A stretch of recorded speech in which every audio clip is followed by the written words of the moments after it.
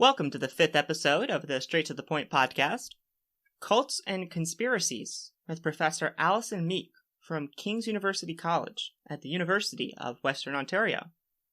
This is Isaac Lindenberger, and today we will be discussing the history of conspiratorial thinking, how misinformation manifests itself online, the role social media has on amplifying polarization on these topics, and strategies for effectively dealing with individuals who are vulnerable to these beliefs.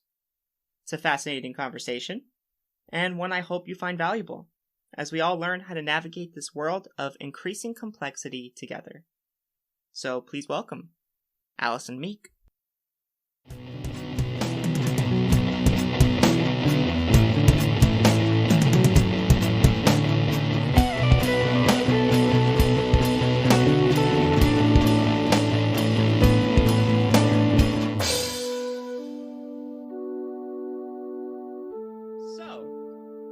You're a professor at history. You were a professor of history at King's at Western. Is that right?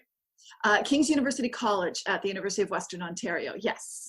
Gotcha. So can you tell us about what you focus your research on? Sure. So these days, my research focuses on modern American history. Specifically, I look at and I teach courses on both cults and extremism and terrorism. And then I teach an upper year course on the history of conspiracy theories in American history, in addition to the general American survey. That is very interesting. So that couldn't be better timed given our current cultural climate. So thank you for agreeing to do this interview. Oh, thank you for having me.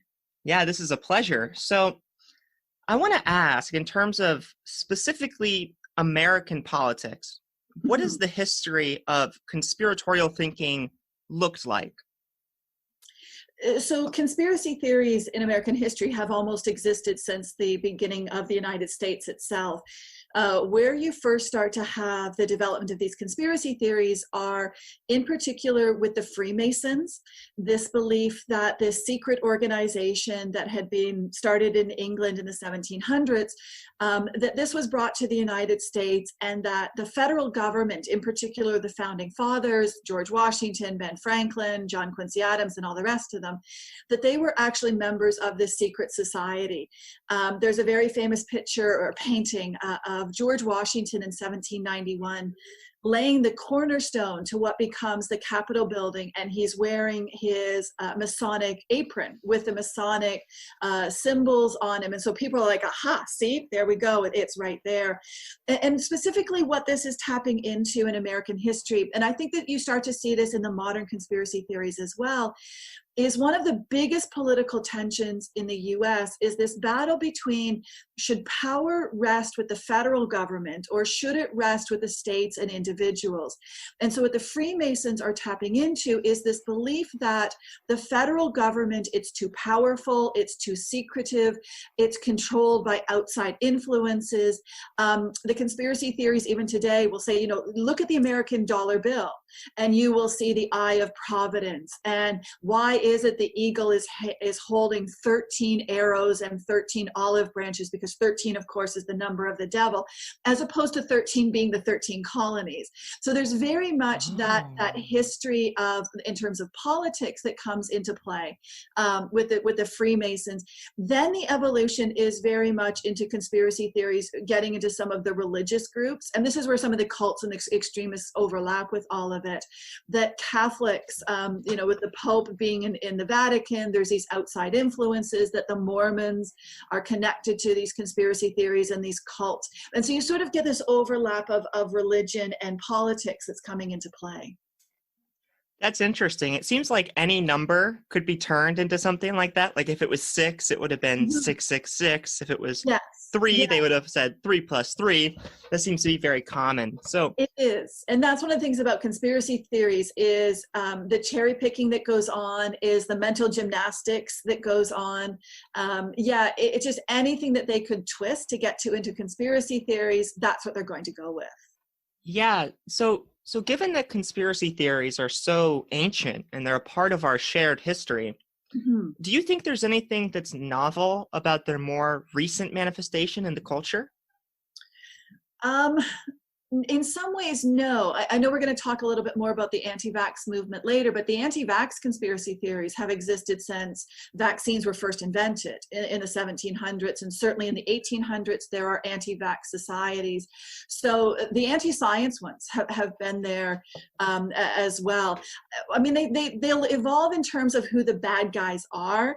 I mean, obviously, throughout the 1800s and throughout the 20th century, the 1900s, the focus was very much, and you still see that to a little bit, not to a little bit, but you still see that to today with the anti-Semitic, the anti-Jewish. So whenever conspiracy theories throw out the word, George Soros, well, that's code for Jew.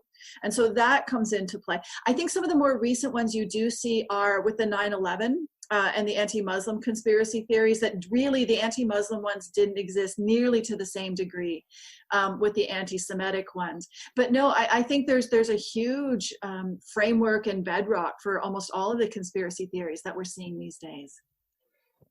It seems to me like one of the things that are different is maybe the stigma behind the conspiracy theories. Like before, you might want to be a little secretive about your crazy beliefs because you're going to get a negative response socially. These days, it almost makes you cool or interesting. Do you think that that's something that's changed? Well, I think partly with that. So I think one of the appeals of conspiracy theories that we have seen since again, the 1700s, is that when you find others who believe them, you feel that you're not crazy.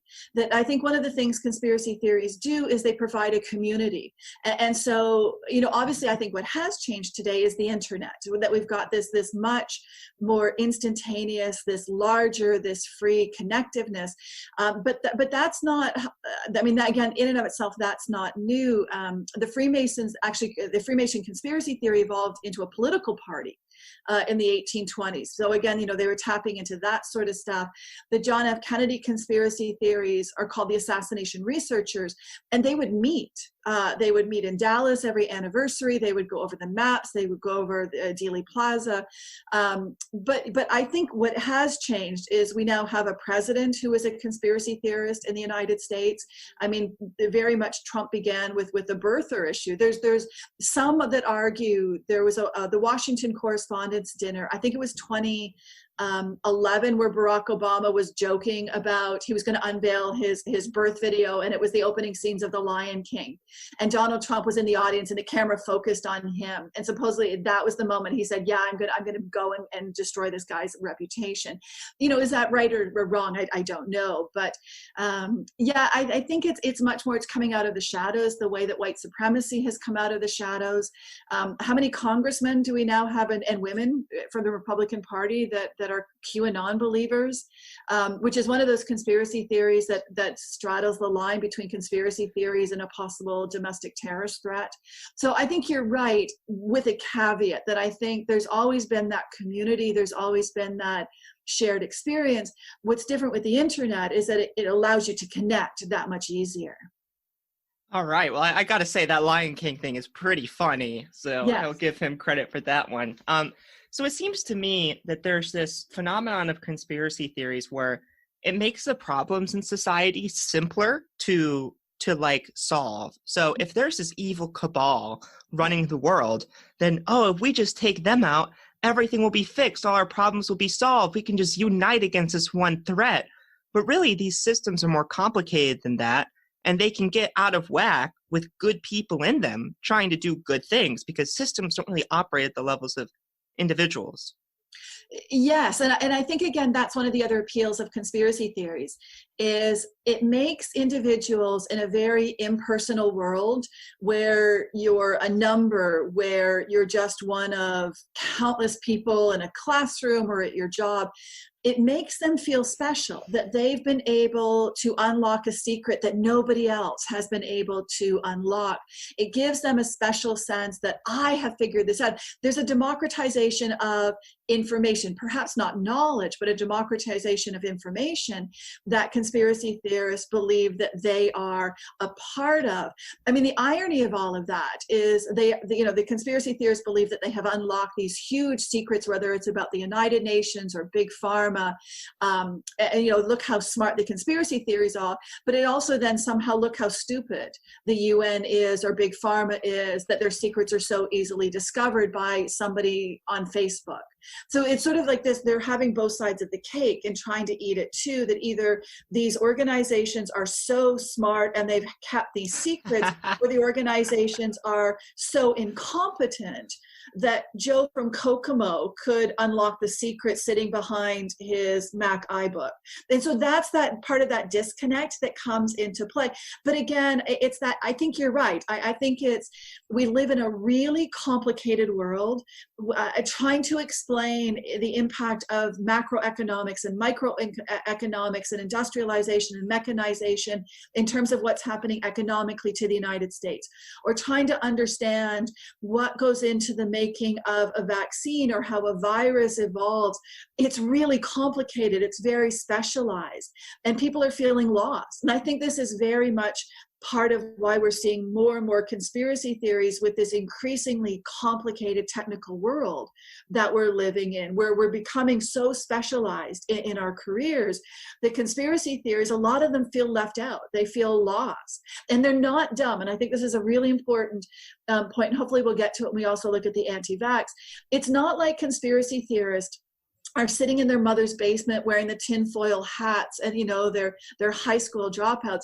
What's extraordinary to me is how many conspiracy theorists are professionals, and they're lawyers and they're doctors and they're PhDs. They're the Andrew Wakefield's, Dr. Andrew Wakefield behind the vaccine conspiracy theories. And it adds that interesting twist, but even they are feeling lost, and they are feeling shut out of this rapidly changing world, where are they? What is their place within this world? Yeah, it's a good point that they view these institutions as exceptionally genius for pulling these things off, and also very incompetent for the things that they don't do right. Yes. You would think that ambivalence would lead to some kind of cognitive dissonance, but I don't think they're conscious of that. I think maybe if you pointed it out, you might be able to get at that a little better, but then again, you're probably just going to come across some resistance. But I really agree with the last thing you just said. It's not about intelligence. I've met some wild conspiracy theorists who are very smart, and I don't think it's about how smart you are. I think it's more about who you trust and why you trust them. Yes. Yeah. And so I think, again, in the U.S. history component, there's very much that distrust of the federal government. I think in medicine, there's a distrust of doctors, of medicines. And one of the other things that we talk about a lot in the course that I teach, and it comes up a lot in the conspiracy theory literature, is what gives conspiracy theories, a bit of a platform, a bit of to say, hold on a second. There's a difference between a conspiracy theory and a real conspiracy. And if you look at the real conspiracies in American history, there have been lots of them. There have been a lot of times where the federal government, the American government, has done some really stupid things and covered them up. Within medicine, of course, very famously, you've had the Tuskegee experiment, this horrific experiment that was done unethically on African Americans who had syphilis. And the doctors for almost 40 years watched the progression in these human lab rats of this horrific disease without treating it. And syphilis can be treated with 2 doses of penicillin. And so, I think there's a very valid reason why African Americans disproportionately believe in the AIDS conspiracy theory or believe in the COVID conspiracy theories, because they've had that experience. MK Ultra, the mind-altering drug, was real. The cover-ups of the CIA operations were real. So, that's part of the problem, is the governments have lied to us, that doctors have not always been ethical. And that then gives, I think, conspiracy theories a real boost to push these arguments and to push these theories to say, see, look, you can look back in the 1940s or the 1970s and you can see that this stuff goes on. Yeah, I think that's actually a good segue, bringing up Tuskegee, because I hear the argument about Tuskegee often by people who are against vaccines, and often you'll hear the argument that you have to have a double-blind placebo research study, right? That's the gold standard by their account. But the Tuskegee shows that if you have a viable intervention, you have to use it. And if you do a double-blind research study on people with vaccines, you're doing the same thing. You're not giving some people an intervention that will work. So that's another kind of disconnect with logic. Yeah, and I think, again, though, I like how you just used the word logic, because I think conspiracy theories at their core are emotional. I think their gut instinct, there's this sense that I sense that something is wrong here. And part of it, I think it may be learned behavior, because again, they've heard about Tuskegee, they've heard about MK Ultra and the horrible stuff that was done under those experiments. That, I think that's coming into play with it. But yes, I mean, and I'm sure you've had on your podcast, you've interviewed doctors and those in the medical profession that understand how real these trials actually work with the double blind and all the rest of it. That's, I must admit, outside of my my abilities by a long shot. But I think, again, the Tuskegee comes into play just with that unethical component. You can understand why certain communities just don't believe the government. They're not going to believe public health officials because they were lied to with very deadly consequences. Yeah, it's another ironic thing that they want this gold standard of research, this double-blind placebo study, but then they use anecdotes, which are the lowest form of scientific evidence, to defend their argument. It's just a huge disconnect. I definitely agree with you. It's more emotional than it is cognitive. So before I get into more of the anti-vaccine conspiracy theory, I want to ask you, in general, how do you think we go about dealing with individuals who hold these beliefs? Because I'm curious about an approach that's not only empathetic, but also effective, because it's great to be empathetic, but it's one thing if it doesn't go anywhere. Right. It's really interesting. At the end of every single seminar in the conspiracy theory class that I teach, and it's an upper year university course, I say to them, how do you counter this? How do you debunk this? And there's usually dead silence, because it's really complicated. I think you constantly, sorry, let me rephrase that. I think one of the things you could do is almost flip the script to sort of say to them, okay, why do you believe this? Where are you getting your evidence from? Is this a legitimate source? And sort of get them, those that believe the conspiracy theories, get them to take that step back and to take that critical thinking back. I do think, and I like how you use the word empathetic, I think particularly for some conspiracy theories, we have to separate conspiracy theorists into two groups. On the one hand, I think there are people that are scared. I think they are looking at, and again, we're going to talk more about the anti-vax in a second, but they're looking at this rapidly changing information stuff that's coming out about COVID. Don't wear a mask, wear a mask. It's not aerosol, it's on the surface. And that's how science works, right? If you understand how science works, you know that that's normal. But I think if you're the average person, you're terrified. Can you go shopping? Can you get together with your grandparents? Can you hug your best friend? I think people are scared. And I think they're the ones that perhaps are the most easy to reach, because you deal with their fears. On the other hand, the people that I have no empathy for and make me incredibly angry, whether or not it's the Sandy Hook conspiracy theories or the anti-vax or the anti-COVID, are the grifters, are those that are capitalizing on the fears, that are pushing fake cures, or, someone like Andrew Wakefield, who had his own MMR vaccine that he wanted to get out, or Rush Limbaugh, and the people with, again, the anti-vaxxers in Samoa that show up selling vitamin A or vitamin K. They're the ones I think we go after really hard. They're the ones I think we have to ensure that Facebook and Twitter and Instagram are aware of, and their posts have to be taken down, because again, that's not free speech. I mean, that's moving into a very different group. But I think those that are afraid, I think those that are scared, those are the ones we need to have a very simple, straightforward, non-emotional, non-judgmental conversation with.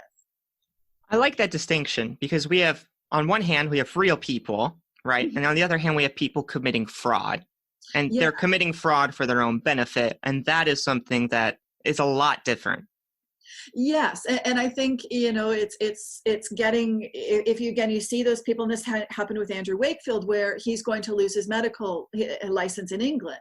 You make sure that boards that govern these know about it. I think it's very difficult for a doctor, I've heard, to lose their license, but they're the ones I think everybody has to argue against and stand up against. One of the other things I find that's really fascinating, of course, is the role of lawsuits in the courts. There's never been a single conspiracy theory that has stood up in the court of law. And so one of the things, the Sandy Hook conspiracy theory, so Sandy Hook, of course, was that horrific shooting in Newtown, Connecticut back in 2012, where the 26 people died. And there's a whole group of people, including, of course, Alex Jones, who argues, well, it's all a hoax. Those kids were alive, the parents, and the parents are actually suing Alex Jones for emotional distress, and they're winning. Well, they were harassing him. They were harassing. Yeah, and so they're winning in a court of law, because now all of a sudden, proof is required for Alex Jones. And now he's coming out and he's saying, oh, it's just for my show, and all that sort of garbage that is there. So, I think for some of them, that's the other way to go after them, is you bring those lawsuits, and they have to prove that so whether it's Holocaust denial that has been thrown out of court, those conspiracy theories, again, the Sandy Hook stuff has been thrown out, the birther issues, we've had court cases and they've been thrown out, because conspiracy theories just do not have checkable, verifiable evidence to back them up.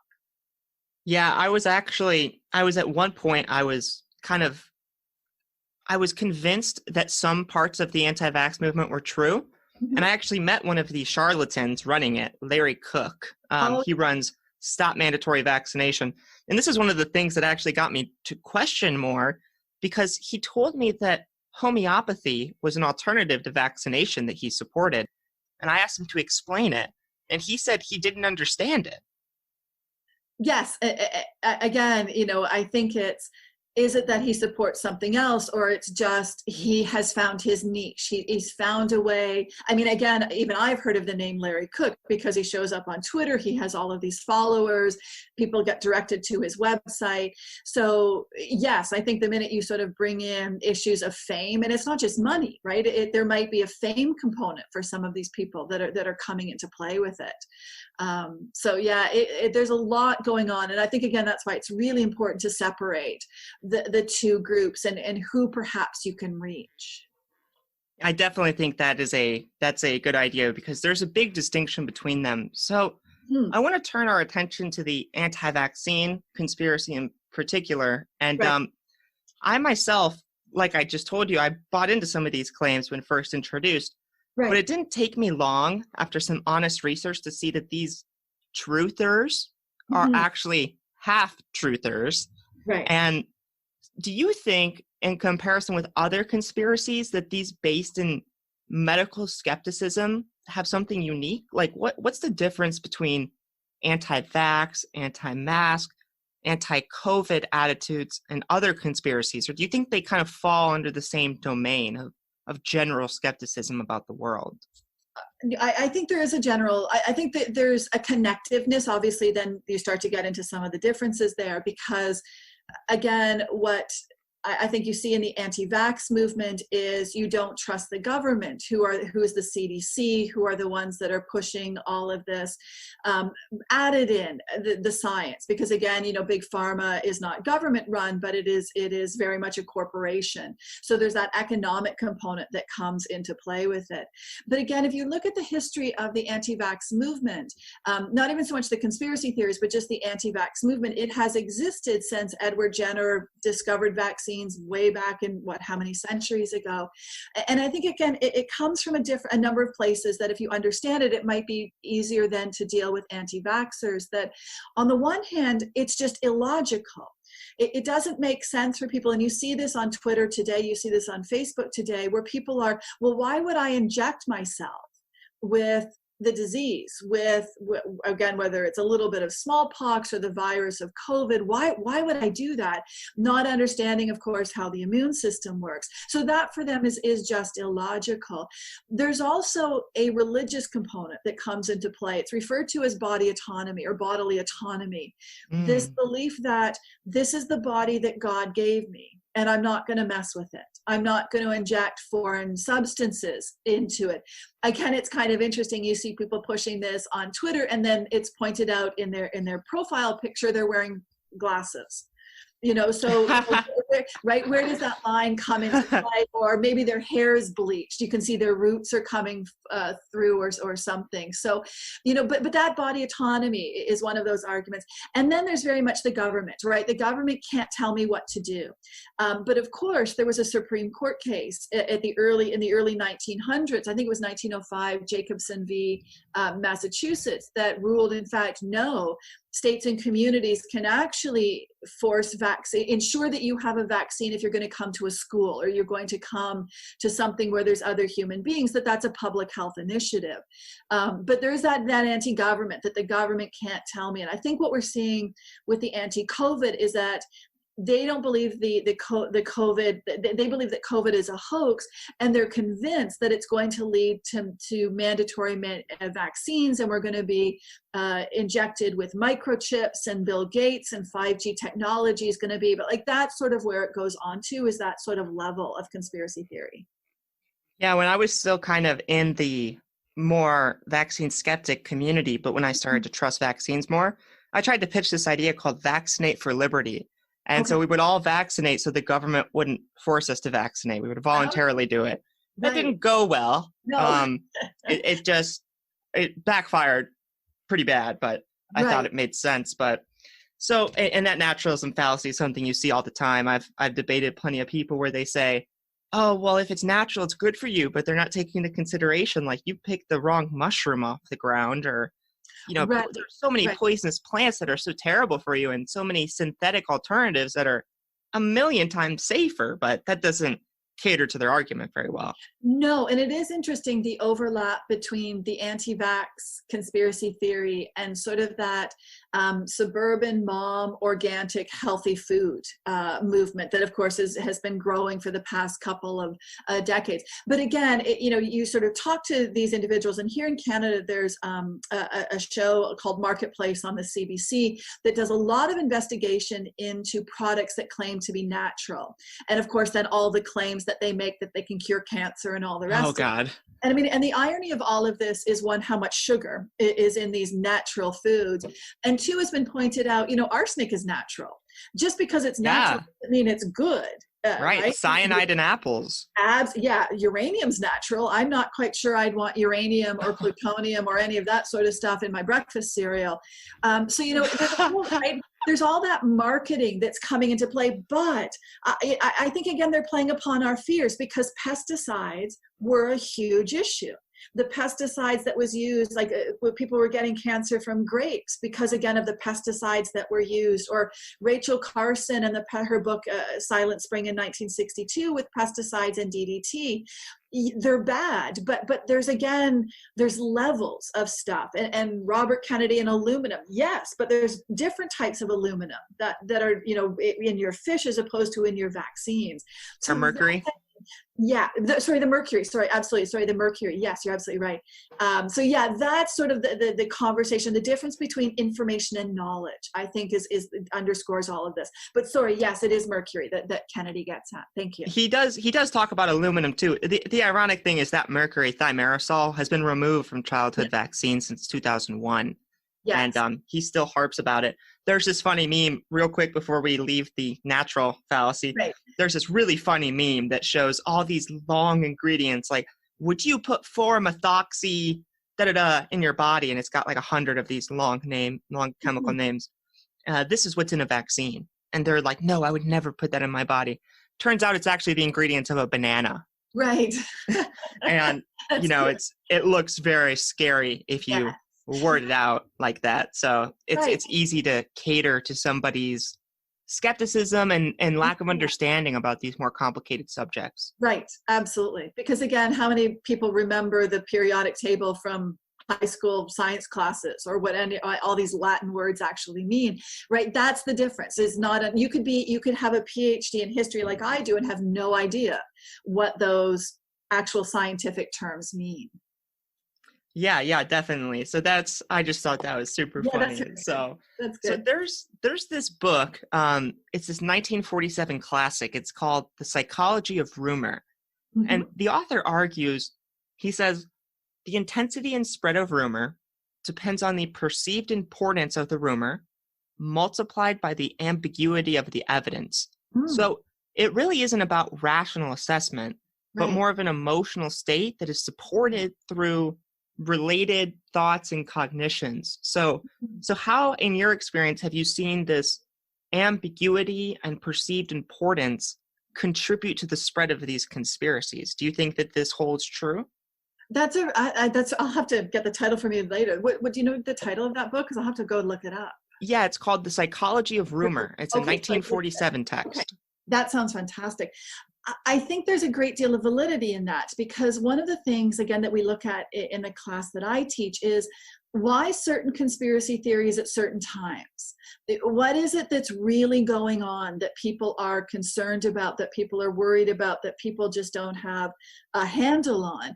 And so I think, again, if you look at the COVID-19 conspiracy theories, it's because there's this very scary disease that is still just being understood. It is a silent killer. Somebody coughs on you, or again, we used to think and again, this is only 6 months ago, that you would touch a banana at the supermarket and somehow you could get COVID-19.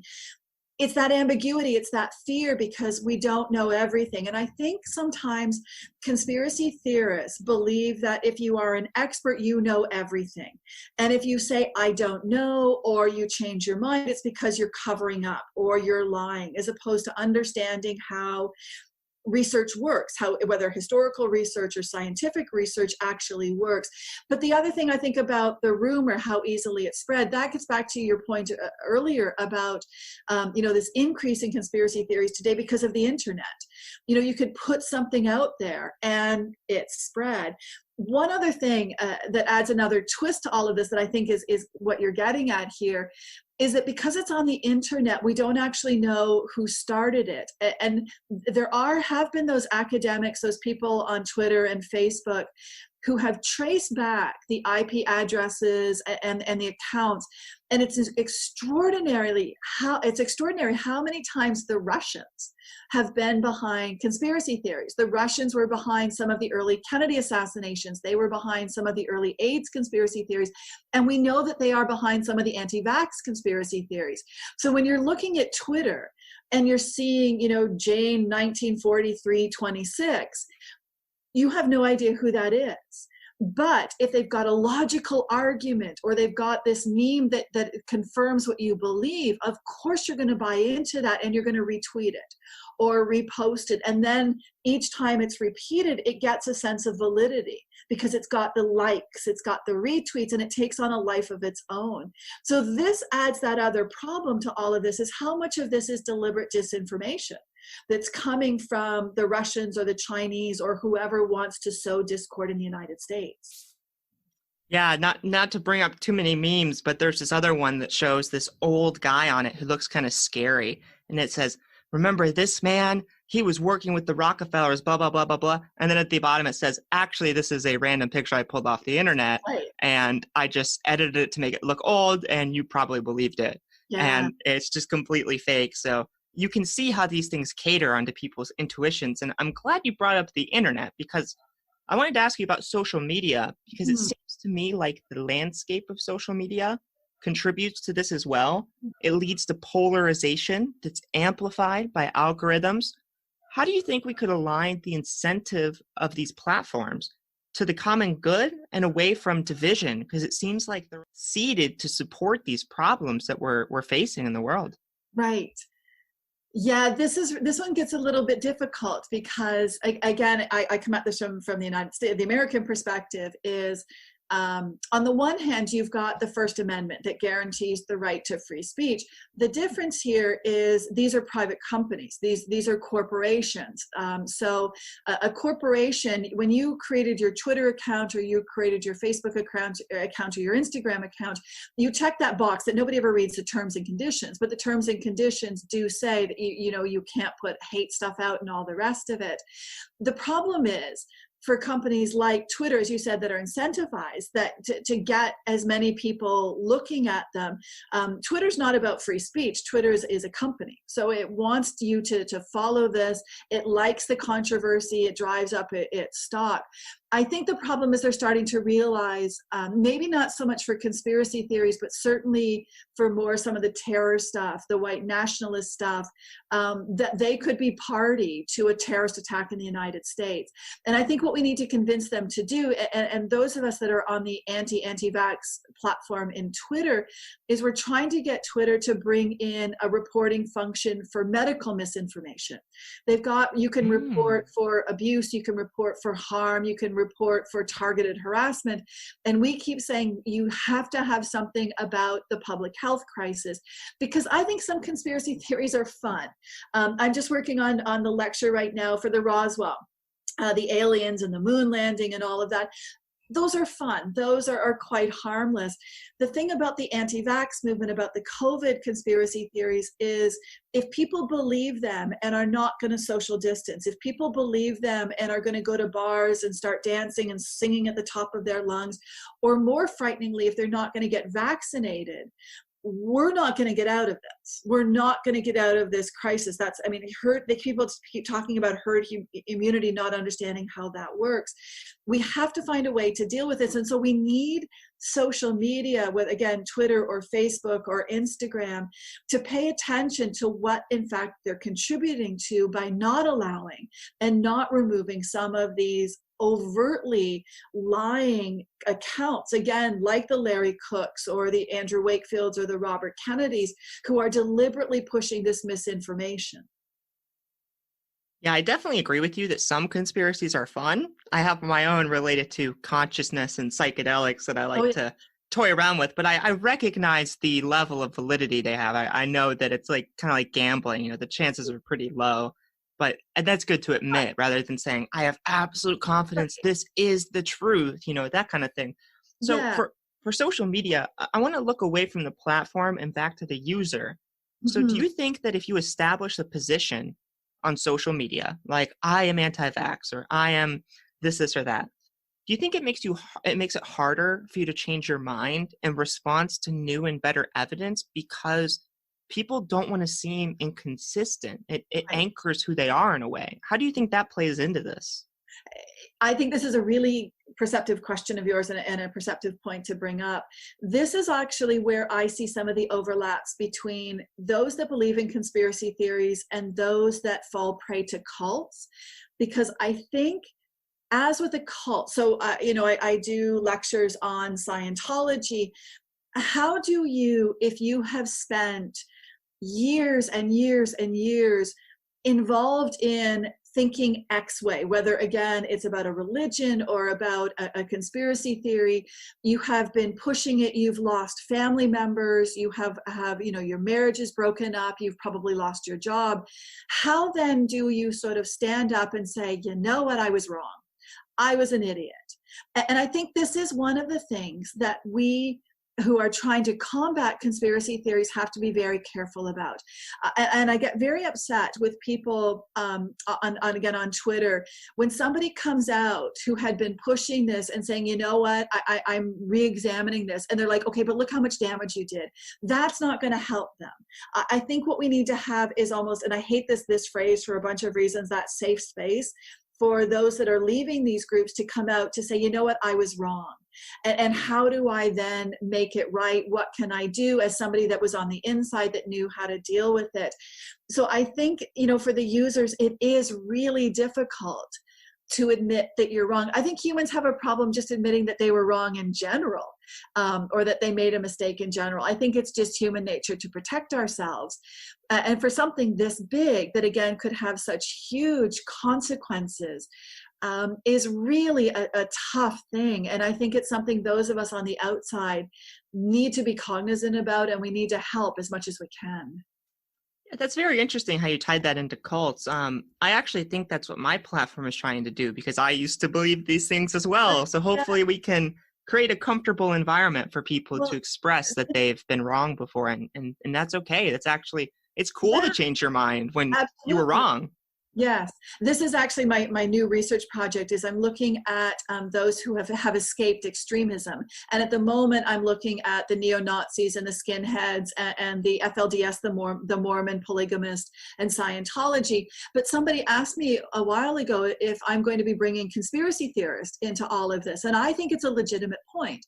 And I think there are again sort of those overlaps about why what is that point that made, for example, you sort of, if you were vaccine hesitant, to sort of stop and say, hold on a second. And because I think there's long term where the seeds of doubt, and then there has to be that final trigger, that final thing that says, yeah, that's it, I'm going to walk away from it.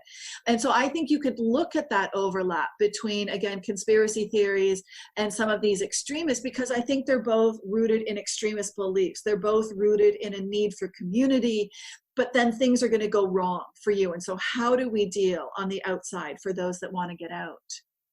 Yeah, in terms of the neo-Nazi thing, I saw a great TED Talk once, you've probably seen yourself, about a former neo-Nazi who talked a lot about the community factor, Yes. the feeling included in a group, and how that contributed to the maintenance of his beliefs. Yes. So that definitely plays a large role. And so one of the things I see as a problem here is there's a lot of solutions that we can think about, like, say, censorship, for example. But censorship, it seems, has the potential to amplify this information. For example, there was the Vaxxed documentary, Right. which became much more popular after it was not allowed to be shown at the Tribeca Film Festival. Yes. It makes it like the fabled forbidden fruit. Right. So do you think ignoring these ideas is a better strategy, or is actively countering the solution, or maybe a little bit of both? What do you lean towards censorship and its potential repercussions? Right. So again, I think there's a multifaceted, layered approach to all of this. I always get worried when things go quiet and they go underground. One of the odd things that I think is actually been a good thing about the Trump administration, it has brought to light that racism, that white supremacy that now believes it has this free platform. And there's been those of us that have said, this is a growing issue, and it's been growing since the 1990s. And all of a sudden people are like, oh yeah, this is a big problem because it's come out, and you shine the light on it and you can disinfect it because now it is out there. So I get very concerned when things go quiet, because that to me is where the real radicalism takes place, whether again, it's conspiracy theories, and conspiracy theories can move into the real world. There's people that can act the Pizzagate, right? The child sex ring. What happens when somebody believes it and decides to show up with a gun at the restaurant where supposedly this pedophile ring is taking place? And it's just a minor miracle that nobody has been killed. There's been 4 terrorist attacks that have been linked to the QAnon conspiracy theories. And I think what we're seeing, and this is one of the dangers of social media and the anti-vax movement, is how many public health officials have been harassed to such a degree that they've quit their jobs. And we're losing really good people because people are getting death threats. People are showing up at their work. And so there is that problem when it goes quiet. So yeah, how do you then counter all of this? I think again, it's maybe separating. It's saying to Twitter, you've got to deal with the accounts that are the Larry Cooks, that are the Robert Wakefields, right? Those that are the grifters. I think again, those that are more afraid, that's where those of us we do this for a living, we're doctors, we're academics, we're concerned citizens, people like you, we can have a conversation with them. We can try to provide a different perspective. I would never want the conspiracy theorists simply to have the airwaves alone without us countering them. Now, again, some people, for professional reasons, for security reasons, do this anonymously. I don't get into the really sort of deep, dark stuff, but there is that concern that if you are countering them, is somebody going to take this into their own hands? So it is a really tough walk for people that are trying to counter the conspiracy theories, but I think we have to. I think it's something that has to be done. And people that, in my position, that have tenure, there's not going to be a job implication, or doctors that are established in their careers, there's almost a responsibility that comes from countering these sort of conspiracy theories. Yeah, I really like how you said they can't hide if they are in the public discourse. Yeah. It's something that makes sense, because if they're just talking to themselves, it's just going to make it worse. But if they interact with real people in reality, hopefully that influences their belief structure. And honestly, you're right that these people get threats, but even in some other countries, they even get killed. Like polio people in Africa have gotten killed for administering vaccines because of the strength of these conspiratorial beliefs. And I've gotten death threats myself, but one thing that goes well is I'll just say, oh yeah, go ahead. You'll just make me a martyr. And that they usually just back off then. But that's sometimes humor doesn't do the job. Right. Yeah, no, and again, it's really difficult. But so I think then the other thing is that, if we're reacting to the conspiracy theory, so again, Robert Kennedy puts out something, or Andrew Wakefield or Larry Cook or Del Bigtree puts out something, and we respond, they're probably not going to take us seriously, but maybe somebody who is following them, they might see our post and think, oh, okay, hold on a second, maybe there's another perspective that comes into play. Again, it's difficult. Studies have shown that people that believe one conspiracy tend to believe 4 or 5 of them, that they, they get into that world because they're now more susceptible. They're more rabbit hole. That rabbit hole that exists. But again, I think the dangers are much more that we don't do something like that. And again, my approach to conspiracy theories, and I try to do this, there's times, when you're tired or you've had enough of the racism and all the rest of them and you snap. But I think if you are constantly doing it from a non-personal, a non-judgmental perspective, that you're saying, okay, well, why do you believe this? How do you believe this? Have you looked at this? This study is wrong because of that. And you keep it about the information. That might be, again, you're not attacking the person that believes this rather than going after what they believe as opposed to the who that's believing them.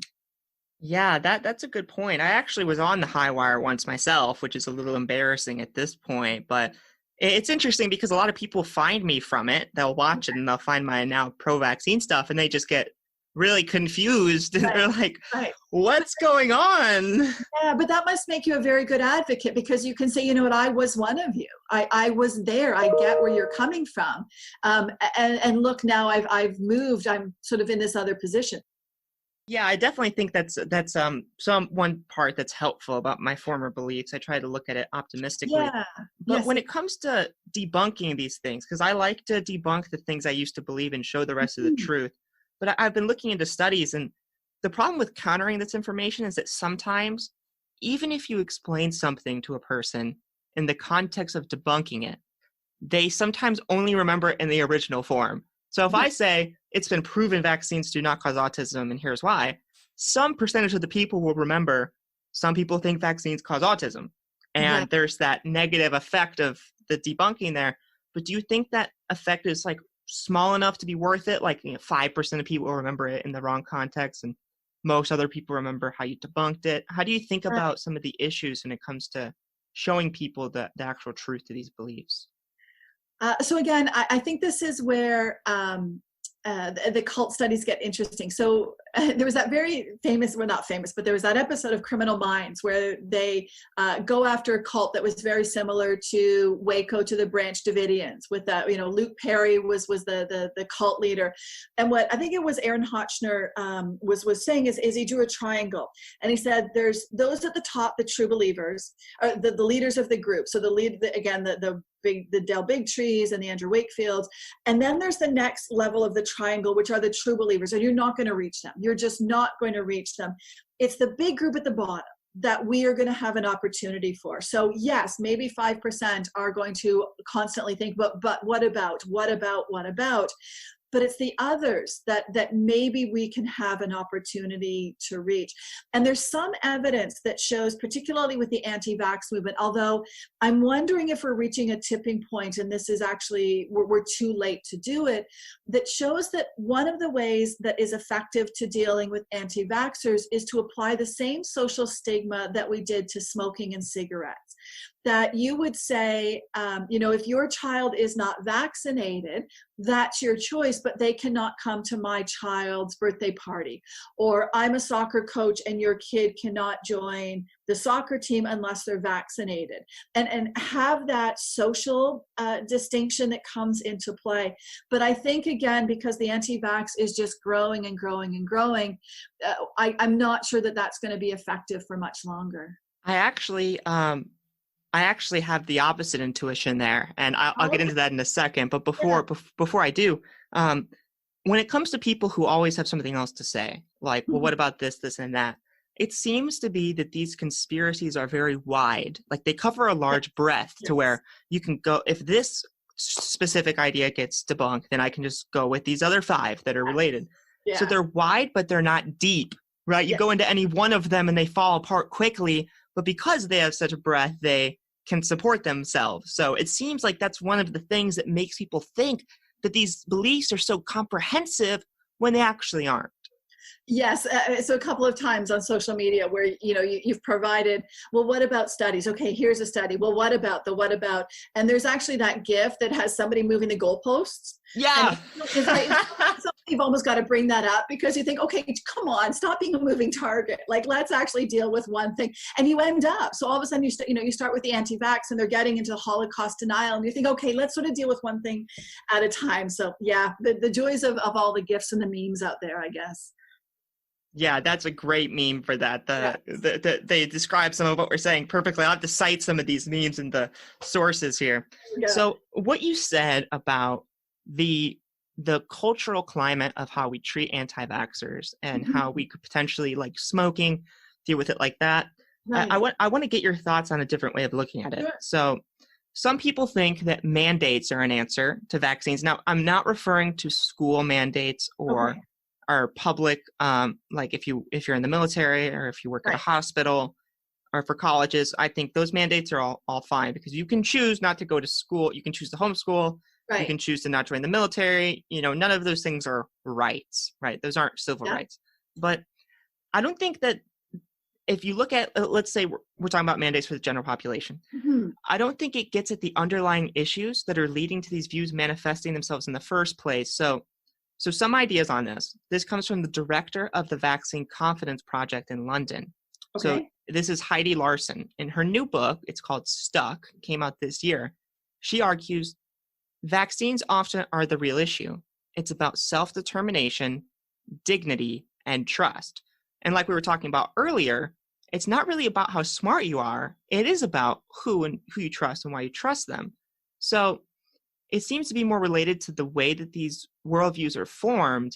And with this in mind, the concept of mandates outside of work and school, that is, it seems counterproductive to reestablishing this self-determination that Heidi Larson is talking about. And I think some of these anti-vax views are related to this thing called reactance. So reactance is this psychological measure where you feel a need to restore freedom in response to perceived autonomy. It's like a childish thing, like, don't eat that candy bar. Oh, well, now I want to eat it more.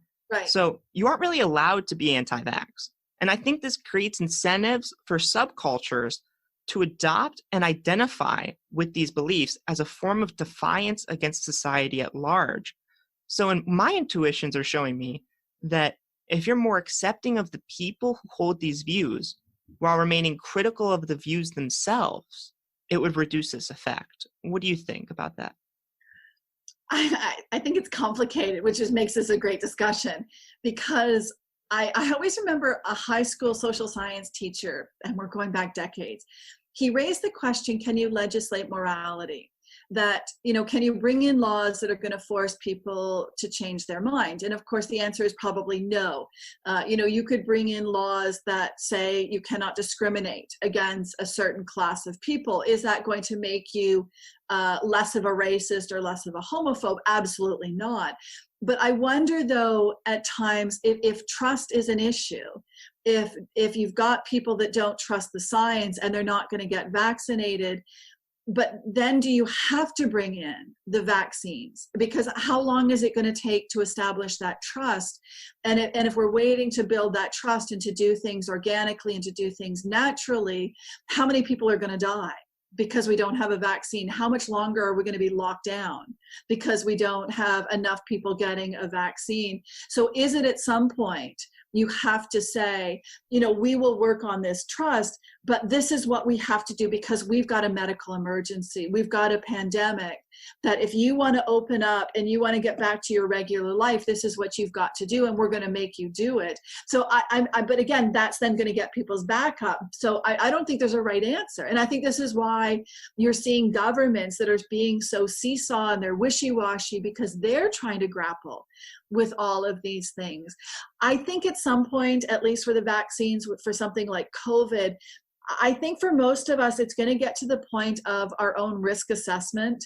What are we willing to risk? Are we willing to risk getting on an airplane? Are we willing to risk going to grandma's house for Thanksgiving or for Christmas? Probably not Thanksgiving, but for Christmas. I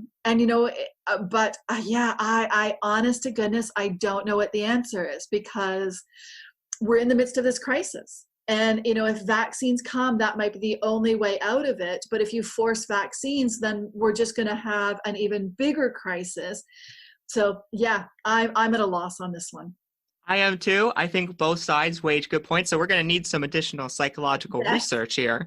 Yes. But one thing you can point out is how much people already trust in the real world.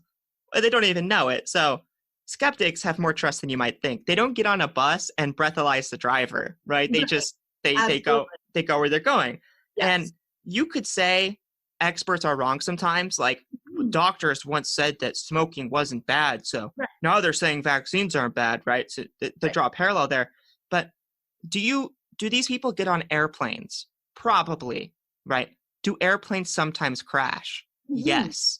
But it's very rare that airplanes crash. It's very rare that doctors are wrong. It's the exception and not the rule. And I feel like people are forgetting that. Yeah, and I think one of the things we talk about when we talk about conspiracy theories, and again, the evidence that conspiracy theorists use, is they like a lot of the correlation. Of course, science is rooted in causation. And so there is a difference between correlation and causation. And so, but that, that comes into play that, yes, you get on an airplane and there is a risk. And of course, what conspiracy theories with the COVID said, well, this is a disease that has a 99 point, I don't know, whatever it is, survival rate, which is true, but airplane crashes are not transferable. Just because one plane crashes doesn't mean there's going to be crash after crash after crash, and pandemics spread, right? There's a difference that comes into play with it. But yeah, these are really complicated questions that you need political science, and you need doctors, and you need ethicists, and you need psychologists to figure this all out for sure. Yeah, one question I like asking people when they express this skepticism towards vaccines in general, I like to ask them, so if you were diagnosed with cancer, would you want the expert on let's say you get prostate cancer, would you want the world expert on prostate cancer and other experts who agree with him for your analysis, or would you want what Facebook says, or would you want what Twitter says? You're not going to try to find people who tell you what you want to hear. You're going to want to find people who give you the accurate information, but it seems like that's just forgotten when it comes to things like vaccines that aren't immediate risks to personal health. Yes, but I mean, but you brought up Larry Cook earlier, right? And this whole people even today say, but I'm not going to trust the doctors. I'm not going to get chemotherapy because it's toxic and that's a good point. Body, right? So I'm going to go with homeopathy, and I'm going to go see a shaman or something and sweat out the cancer. How bad does it have to get before you start realizing it's not working? Yes, absolutely. But again, I think when people are scared and people don't understand, and chemotherapy is horrific, it really does a damage, but it's the best treatment we've got. And of course, vaccines are not 100%. There are risks. I mean, Advil has risks. Tylenol has risks. These things have risks. So again, where does that risk come into play as you're trying to figure all of this out? And actually admitting that increases trust in people talking. So if you say, and I see this sometimes on the pro-vax side, vaccines are 100% safe and effective. Well, first off, that's not true. It's close, but that's not true. And Yeah. if you express it like that, people are going to be skeptical about you, and probably for good reason. But if you say vaccines are mostly safe and effective, there's very rare side effects, people are going to trust you much more, and you're going Right. to have more success getting to Right. them. So language matters. Being honest and being truthful matters, absolutely. Yeah, and at the end of the day, I think this really comes down to compassion. Mhm, Parents' needs and concerns require real empathy. They mhm. don't need judgment and denigration. If you feel dismissed by your doctor or nurse, you are more vulnerable to the Wakefield parents know best type who Right. feign empathy and claim to listen. But by engaging in a real dialogue and showing who you should trust and why, we can reduce reactance and skepticism and restore trust in science and medicine for the people who are Mm, most vulnerable to these beliefs, I think. I think so too. That's a great way to put it. Yeah, so Allison, I wanted to thank you once more for this really informative conversation, and this is just really fun. You really know your stuff here, but then again, Yeah, this this is is your specialty. it's nice to talk. It's nice to actually have some connection because everything is online these days. So this is wonderful. Yeah, it's awesome. So before you go, I'd like to ask if you have any sources that you think would be valuable for our listeners to check out, and where can we find you on social media if people want to follow you? Well, and I'm sorry, I've just gone blank on it. So maybe you can fill this in for your listeners later. But Brian Deere has just come out with a new book. He's the one that was the first person as a journalist to uncover the shenanigans that Andrew Wakefield was up to. Oh, yeah, his new Wakefield book. That's Yeah, right. yeah, and I I'm think blanking on the title as well. yeah, yeah. So I think we should give Brian Deere a big shout out and build up the support for him because I think that's really important. I think also on Twitter there's a very significant group that is growing called Shots Heard, and it's a group of individuals, doctors who are and scientists who are coming together to help to protect the others in the anti-vax movement who are being targeted. So I think it's important that you've got a community. If the conspiracy theorists have a community, then so too do we. And I think we work together. You know, there's lists that go around that have people's names on them: the doctors, the nurses, the scientists, the academics, and the concerned citizens. And that's how I got involved. And it's there's these great friendships. This is how you and I connected online. And I think that's really important to keep to say that there's these other communities that are out there. So yes, I'm on Twitter just at Ally, ALY_Meek, MEEK. So yeah, a lot of it's the conspiracy theories. It's the nationalism, the extremism, and the terrorism, and the cults. And then I've got a dog, so he shows up every once in a while too. So that's my Twitter account. Excellent. Well, I hope our listeners can find you there, and awesome. Well, Allison, keep doing what you're doing. Well, thank you. The world really needs it. So good luck with the rest of your research. You too. Thanks, Isaac. I appreciate it. I don't know about you, but I found that conversation to be insanely interesting. Allison has certainly done a lot of thinking on this topic, and it makes me wish my own university offered similar classes in this school of thought. One thing I hope you take away is a deeper understanding of these individuals and what forms their beliefs, and realizing it isn't really their fault per se. They are really victims of a deeper cultural problem that manifests itself in many different forms. It is my hope this understanding can help you access your reserves of empathy when you find your frustration being tested in conversation with individuals who seem beyond reach. Surely some are, but most aren't.